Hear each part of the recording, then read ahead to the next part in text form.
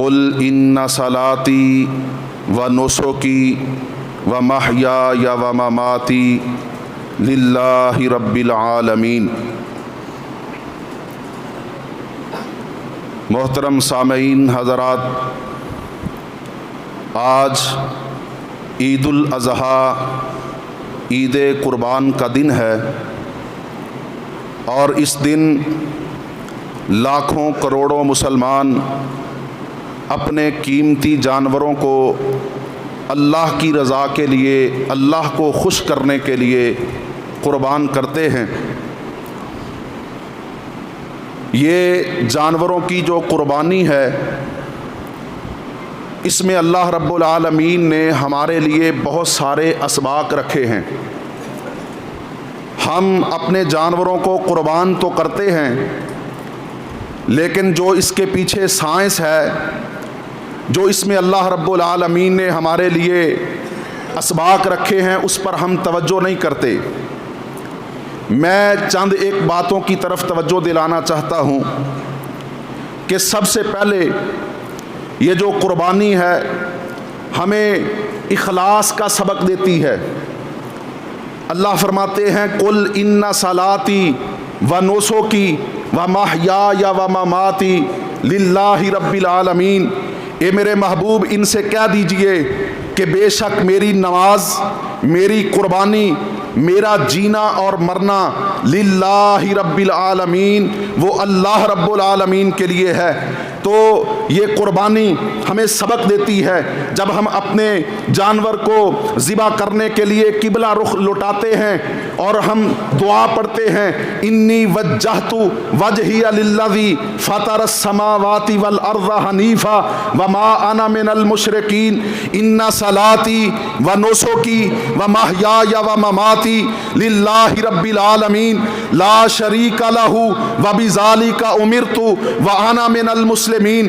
پھر ہم بسم اللہ واللہ اکبر پڑھ کر اپنے جانور کے گلے پر چھری چلاتے ہیں۔ تو میرے محترم بھائیوں، یہ جانور کو ذبح کرتے ہوئے جو دعا پڑھی جاتی ہے، یہ بھی ہمیں اس بات کی طرف توجہ دلاتی ہے کہ ہماری نماز، ہماری قربانی، ہمارا جینا اور مرنا، حتیٰ کہ ہماری تمام تر عبادات کا مقصد یہ ہے کہ ہمارا اللہ ہم سے راضی ہو جائے، اور ہم جو بھی عبادت کرتے ہیں، ہم نماز پڑھتے ہیں، وہ قیام کی صورت ہے، رکوع سجدے کی صورت ہے، دعاؤں اور مناجات کی صورت ہے، ہم اپنے جانوروں کو قربان کرتے ہیں، اللہ کی راہ میں صدقہ و خیرات کرتے ہیں، ہماری عبادت کی جون سی بھی شکل ہے، وہ ہمیں اس بات کی طرف توجہ دلاتی ہے، یہ سبق دیتی ہے کہ ہماری تمام تر عبادات کا محور اور جو مرکز ہے وہ اخلاص ہے، کہ ہم نے اللہ کے لیے، اللہ کو راضی کرنے کے لیے عبادت کرنی ہے۔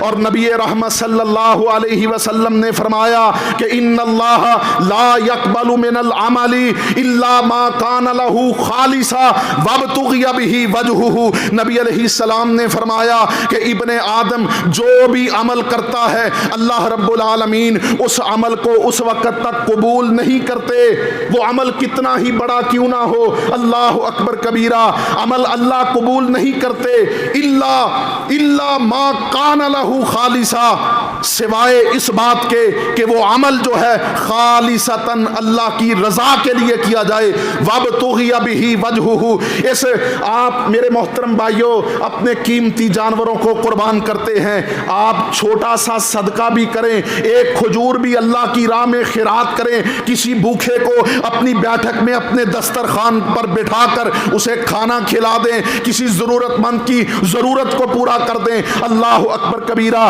اگر آپ کا مقصد یہ ہے کہ میرے اس عمل سے میرا اللہ راضی ہو جائے، تو آپ کا کھجور صدقہ کیا ہوا بھی اللہ احد پہاڑ کی طرح سونا بنا دے گا، اللہ اکبر کبیرہ۔ اور اگر کوئی شخص احد پہاڑ کے برابر سونا خرچ کر لے لیکن اس میں اخلاص نہ ہو، بلکہ اس کا مطمع نظر، اس کی خواہش یہ ہو کہ لوگوں میں میرا نام بن جائے۔ تو نبی رحمت صلی اللہ علیہ وسلم نے فرمایا کل قیامت کا دن ہوگا، اللہ کی عدالت میں اسے پیش کیا جائے گا اور اللہ رب العالمین فرمائیں گے جا آج ان لوگوں سے اپنا اجر تلاش کر لے جن لوگوں کو دکھانے کے لیے، جن کو خوش کرنے کے لیے، جن میں اپنا نام پیدا کرنے کے لیے تو نے یہ عمل کیا تھا۔ اللہ اکبر کبیرہ۔ میرے محترم بھائیو، یہ قربانی ہمیں سب سے پہلے اخلاص للہیت، خالصتاً اللہ کے لیے عمل کرنا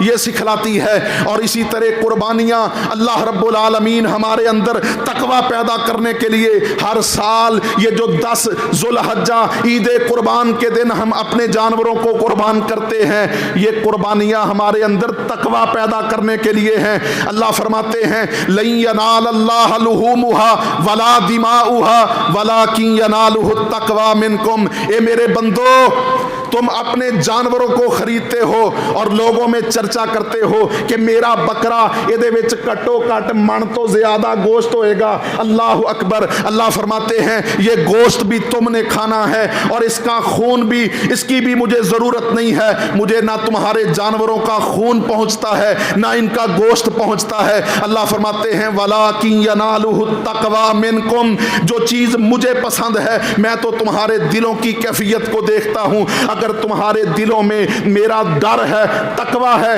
پرہیزگاری ہے، تو پھر اللہ رب العالمین تمہارے چھوٹے سے جانور کو بھی قبول فرما لیں گے۔ اور اگر اخلاص اور تقوی نہیں ہے تو جتنا قیمتی جانور آپ مرضی خرید لیں، اللہ کی قسم ہے اس میں آپ کے لیے کوئی خیر اور برکت نہیں ہے۔ اسی طرح میرے محترم بھائیوں، یہ قربانیاں ہمیں یہ سبق سکھلاتی ہیں کہ آپ کی جو سب سے قیمتی متاع ہے، جو سب سے قیمتی سامان ہے، اگر ضرورت پڑے تو اسے بھی اللہ کی راہ میں قربان کرنے سے دریغ نہیں کرنا چاہیے۔ جیسے حضرت ابراہیم علیہ السلام کو خواب میں دکھلایا گیا کہ وہ اپنے نور نظر، اپنے لخت جگر کے حلقوم نازک پر چھری چلا رہے ہیں، تو اللہ رب العالمین نے قرآن میں بیان فرمایا فلما اسلم وتلہ للجبین۔ نبی کا خواب وہی ہوا کرتا ہے۔ حضرت ابراہیم علیہ السلام نے حقیقت میں اپنے بیٹے کو ذبح کرنے کے لیے لوٹا لیا اور اس کے گلے پر چھری چلانے کے لیے تیار ہو گئے۔ اللہ فرماتے ہیں فلما اسلم وتلہ للجبین۔ میرے محترم بھائیوں، یہ قربانی ہمیں یہ سبق سکھلاتی ہے کہ اللہ کی راہ میں ضرورت پیش آئے تو جو تمہاری سب سے قیمتی چیز ہے اسے بھی اللہ کی راہ میں قربان کرنے سے دریغ نہیں کرنا چاہیے، بلکہ اللہ کا قرآن کہتا ہے لن تنالوا البر حتی تنفقوا مما تحبون۔ تم اس وقت تک نیکی پا ہی نہیں سکتے جب تک تم اپنی سب سے محبوب چیز کو اللہ کی راہ میں قربان نہیں کر لیتے۔ اللہ اکبر کبیرہ۔ میرے محترم بھائیوں، اسی طرح یہ قربانیاں ہمیں یہ سبق سکھلاتی ہیں کہ جو زندہ لوگ ہیں، ضرورت مند ہیں، محتاج ہیں، فقیر ہیں، مسکین ہیں، یتیم ہیں، بیواگان ہیں، وہ آپ کی شفقت کے، آپ کے دستے شفقت کے مستحق ہیں۔ ان کا خیال رکھا جائے۔ جیسے ہم اپنے جانوروں کو قربان کرتے ہیں، اس کے گوشت میں سے اللہ کے حکم کے مطابق فَكُلُوا مِنْهَا وَأَطْعِمُوا الْقَانِعَ وَالْمُعْتَرَّ، کہ ہم ہر ضرورت مند، اگرچہ وہ سوال کرنے والا ہو یا سوال کرنے والا نہ بھی ہو، اسے کھانے کے لیے قیمتی گوشت جو ہے اسے مہیا کرتے ہیں۔ تو میرے محترم بھائیوں، یہ قربانیاں ہمیں سبق دیتی ہیں کہ جب ضرورت پیش آئے تو جو ضرورت مند اور محتاج معاشرے کے گرے پڑے لوگ ہیں، ان کو تمہارے سہارے کی ضرورت ہو تو انہیں کندھا دیا کرو، انہیں سہارا دیا کرو۔ اللہ اکبر کبیرہ۔ یہ کندھے اللہ نے صرف میتیں اٹھانے کے لیے نہیں بنائے، یہ کندھے اللہ نے صرف میتیں اٹھانے کے لیے نہیں بنائے، کہ جب کوئی فوت ہو جائے تو بھاگ بھاگ کے اس کی چارپائی کے قریب جاتے ہیں اور اسے کندھا دینا باعث اجر و ثواب سمجھتے ہیں۔ اگرچہ یہ باعث اجر و ثواب ہے، لیکن میرے محترم بھائیوں اس سے کہیں زیادہ باعث اجر و ثواب یہ بات ہے کہ اگر کوئی زندہ بندہ مستحق ہے، گرا پڑا ہے، معاشرے میں کمزور ہے، اس کو آپ کی مدد کی، آپ کے سہارے کی ضرورت ہے تو اس کا سہارا بنیے۔